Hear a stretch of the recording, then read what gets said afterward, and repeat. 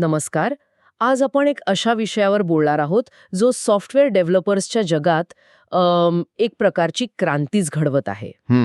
विचार करा, तुमच्याकडे कसा मदतनीस आहे जो कधीच थकत नाही, कंटाळत नाही आणि तुमच्यासाठी कोड लिहितो. आणि महत्वाचं म्हणजे कॉफीचा एक थेंबही पित नाही. बरोबर. हा कोणी माणूस नाही, तर एक AI आहे, गिथब कोपायलट. अगदी बरोबर. आज आपण मायक्रोसॉफ्टच्या माहितीवर आधारित हा गिटहब को-पायलट डेव्हलपर्ससाठी नेमकं काय आहे आणि तो कसा काम करतो याचा सखोल आढावा घेणार आहोत. हो. म्हणजे हा फक्त कोड सुचवणारा एक साधा टूल नाहीये, नाही, अजिबात नाही. तर तो संपूर्ण सॉफ्टवेअर डेव्हलपमेंटच्या प्रक्रियेत कशी मदत करतो हे आपण पाहू. आपली आजची चर्चा म्हणजे या AI असिस्टंटच्या अंतरंगात डोकावण्यासारखं आहे, नाही का? आपण हे जाणून घेऊ की तो डेव्हलपर्सचा वेळ कसा वाचवतो, कंटाळवाणी कामं कशी सोपी करतो. आणि अगदी नवीन भाषा शिकायलाही कशी मदत करतो. बरोबर. चला तर मग सुरुवात करूया. सगळ्यात आधी सर्वात मोठा प्रश्न, यामुळे खरंच फरक पडतो का? म्हणजे डेव्हलपरचं आयुष्य खरंच सोपं होतं? आपण सुरुवात करूया बोरिंग कामांपासून. प्रत्येक प्रोजेक्टमध्ये काही ठराविक कोड असतोच जो पुन्हा पुन्हा लिहावा लागतो. त्याला बॉयलर प्लेट कोड म्हणतात. हो, आणि इथेच को-पायलट आपली जादू दाखवतो. तो हा सगळा कंटाळवाणा पुनरावृत्ती होणारा कोड म्हणजे काही क्षणात लिहून देतो. उदाहरणार्थ समजा एक नवीन API तयार करायचे किंवा क्लासची रचना करायची आहे, हे काम तो लगेच करतो. यामुळे डेव्हलपरचा वेळ वाचतो. आणि मग तो महत्वाच्या कामावर म्हणजे लॉजिकवर लक्ष केंद्रित करू शकतो. अगदी. म्हणजे जेवण बनवण्याआधी भाजी चिरून अगदी ते वाटण करून घेण्याचं काम कोणीतरी करून देण्यासारखं आहे. बरोबर. पण फक्त एवढंच नाही, नवीन भाषा किंवा फ्रेमवर्क शिकतानाही हा खूप उपयोगी पडतो, नाही का? नक्कीच. खूप चांगला मुद्दा आहे हा. समजा एखाद्याला गोलँग ही भाषा अजिबात येत नाही, पण त्यावर काम करायचं आहे. को-पायलट त्या भाषेतील कोड सुचवतो. इतकंच नाही तर त्यात एक एक्सप्लेन दिस नावाचा पर्याय आहे. अच्छा. त्याचा वापर करून तो कोड नक्की काय करतो हे तो सोप्या भाषेत समजावूनही सांगतो. त्यामुळे नवीन गोष्टी शिकण्याचा वेग प्रचंड वाढतो. कमाल आहे. आणि कॉन्टेक्स्ट स्विचिंग कमी करतो असंही मी वाचलं. हा काय प्रकार आहे? कॉन्टेक्स्ट स्विचिंग म्हणजे कामातून आपलं लक्ष विचलित होणं. ओके. समजा तुम्ही कोड लिहिताय आणि एखाद्या फंक्शनबद्दल माहिती हवी आहे. त्यासाठी तुम्हाला तुमची स्क्रीन सोडावी लागते, डॉक्युमेंटेशन वाचायला जावं लागतं. हो, आणि मग कामाचा सगळा फ्लो जातो. अगदी. को-पायलट ही सगळी माहिती तुमच्या कोड एडिटरमध्येच देतो. त्यामुळे कामाचा फ्लो तुटत नाही आणि लक्ष विचलित होत नाही. हा खूप चांगला मुद्दा आहे आणि याचं उत्तर आहे नाही. तो जुळवून घेतो. कसं काय? तो एकाच समस्येवर अनेक वेगवेगळे कोडचे पर्याय सुचवतो. त्यामुळे डेव्हलपरला जो पर्याय त्याच्या स्टाईलला आणि गरजेला योग्य वाटतो तो निवडू शकतो. अच्छा. आणि गंमत म्हणजे तो तुमच्या लिहिण्याच्या पद्धतीतून शिकतो आणि हळूहळू तशाच सूचना द्यायला लागतो. अरे वा, म्हणजे तो पर्सनलाइज्ड होतो. मला आठवतंय, डॉक्युमेंटेशन लिहिणं किंवा युनिट टेस्ट लिहिणं ही कामं अनेक डेव्हलपर्सना खूप कंटाळवाणी वाटतात. हो, आणि को-पायलट ही दोन्ही कामं खूप सोपी करतो. तो फंक्शनच्या आधारावर आपोआप टेस्ट केसेस तयार करतो. खरंच? हो, आणि इतकंच नाही तर तो अशा एज केसेस सुद्धा सुचवतो ज्यांचा विचार डेव्हलपरने कदाचित केलाही नसेल. म्हणजे आता नंतर करेन असं म्हणायला जागाच नाही. आणि जुना कोड सुधारण्यासाठी, ज्याला रिफॅक्टरिंग म्हणतात, त्यातही याची मदत होते का? हो, नक्कीच.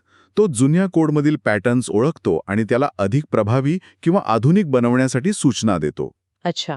समजा जावास्क्रिप्टमध्ये एखादी गोष्ट लिहिण्याची नवीन, सोपी पद्धत आली असेल तर को-पायलट ती लगेच सुचवतो. छान. यामुळे संपूर्ण कोड बेस सुसंगत आणि अद्ययावत राहतो. आणि डेटा सायन्सच्या कामातही, म्हणजेच स्टॅटिस्टिकल फंक्शन लिहिणे किंवा डेटा व्हिज्युअलायझेशनसाठी कोड तयार करणे, यातही तो खूप मदत करतो. आता थोडं मोठ्या चित्राकडे पाहूया. सॉफ्टवेअर बनवण्याची एक पूर्ण प्रक्रिया असते, म्हणजे SDLC. या प्रक्रियेच्या प्रत्येक टप्प्यावर को-पायलट कसा उपयोगी पडतो? सुरुवात करूया रिक्वायरमेंट अनालिसिस, म्हणजे गरजेच्या विश्लेषणापासून. बरोबर. या टप्प्यावर तो थेट गरजा गोळा करत नाही, पण त्या गरजांना कोडच्या सुरुवातीच्या रचनेत रूपांतरित करायला मदत करतो. म्हणजे कसं? उदाहरणार्थ, एक युजर स्टोरी वाचून त्यावरून फंक्शन किंवा क्लासची प्राथमिक रचना तो तयार करून देतो. याला रॅपिड प्रोटोटायपिंग म्हणतात. ओके. यामुळे कल्पना प्रत्यक्षात कशी दिसेल याचा अंदाज खूप लवकर येतो. आणि मग येतो मुख्य टप्पा, डिझाईन आणि डेव्हलपमेंट. इथे तर तू कमालच करत असणार. हो, इथे त्याची खरी ताकद दिसते. कोड लिहिण्यापासून ते कोड ऑप्टिमाइज करण्यापर्यंत आणि एका प्रोग्रामिंग भाषेतून दुसऱ्या भाषेत कोड रूपांतरित करण्यापर्यंत अनेक गोष्टी तो करतो. वाव. तो योग्य डिझाईन पॅटर्न्स देखील सुचवतो, ज्यामुळे कोडची गुणवत्ता सुधारते. आणि डेव्हलपमेंट नंतर येते टेस्टिंग. इथे काय मदत करतो? तो फक्त युनिट टेस्टच लिहित नाही, तर टेस्टिंगसाठी लागणारा बनावट पण खरा वाटणारा डेटा तयार करतो. अच्छा. इतकंच नाही, तर तो संपूर्ण टेस्ट ऑटोमेशन पाईपलाईन तयार करण्यासाठी लागणाऱ्या कॉन्फिगरेशन फाईल्स आणि स्क्रिप्ट्स तयार करण्यातही मदत करतो. आणि सॉफ्टवेअर तयार झाल्यावर डिप्लॉयमेंट आणि मेंटेनन्सचं काय? डिप्लॉयमेंटसाठी लागणाऱ्या ज्या कॉन्फिगरेशन फाईल्स आणि स्क्रिप्ट्स असतात, त्या लिहिण्यास तो मदत करतो. आणि मेंटेनन्समध्ये तर तो खूपच उपयुक्त आहे. कशा प्रकारे? समजा काही एरर मेसेज आला, तर तो वाचून संभाव्य बग फिक्स सुचवतो. अरे वा. आणि जुना अनोळखी कोड समजून घ्यायला आणि त्यात बदल करायलाही तो खूप मदत करतो. आता एका पुढच्या पातळीवरच्या गोष्टीबद्दल बोलूया. तुम्ही ऑर्केस्ट्रेटेड AI वर्कफ्लो किंवा एकत्रित कार्यप्रवाह बद्दल सांगू शकाल का? हे काय आहे नेमकं? हो, याचा अर्थ आहे की अनेक AI एजंट्स मिळून एक काम करतात. म्हणजे एकापेक्षा जास्त AI. हो, उदाहरणार्थ एक ड्राफ्ट एजंट आहे जो कदाचित को पायलट असेल. तो कोडचा पहिला मसुदा तयार करतो. ठीक आहे. मग दुसरा रिव्ह्यू एजंट तो कोड तपासतो आणि त्यातल्या चुका, सुरक्षा त्रुटी किंवा काही सुधारणा असतील तर त्या सुचवतो. आणि हे सगळं माणसाने कोड पाहण्याआधी होतं. बरोबर. यामुळे वेळ वाचतो आणि कामाची गुणवत्ता वाढते. म्हणजे एक AI लिहितो आणि दुसरा तपासतो. Right.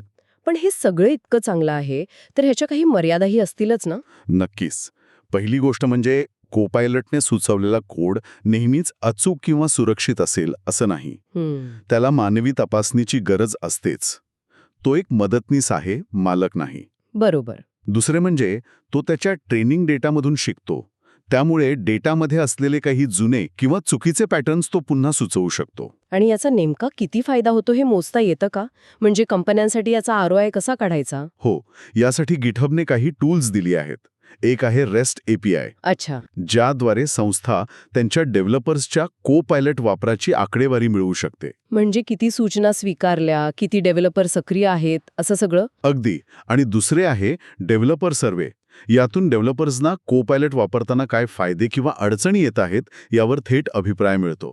या माहितीच्या आधारे कंपन्या योग्य निर्णय घेऊ शकतात. तर आजच्या या चर्चेतून एक गोष्ट स्पष्ट झाली की गिटहब कोपायलट हे फक्त एक ऑटो कम्प्लीट टूल नाही. नाही, अजिबात नाही. तो डेव्हलपर्ससाठी एक शक्तिशाली सहकारी आहे.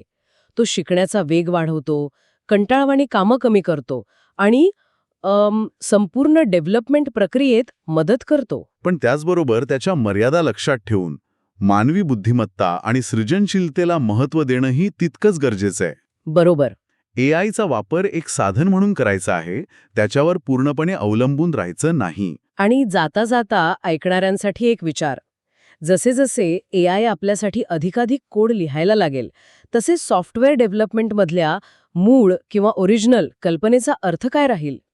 खूप खोल प्रश्न आहे. आणि नकळतपणे आपण कोणाच्या पद्धती, कोणाचे विचार आपल्या कोडमध्ये वापरत असू, यावर नक्की विचार करा.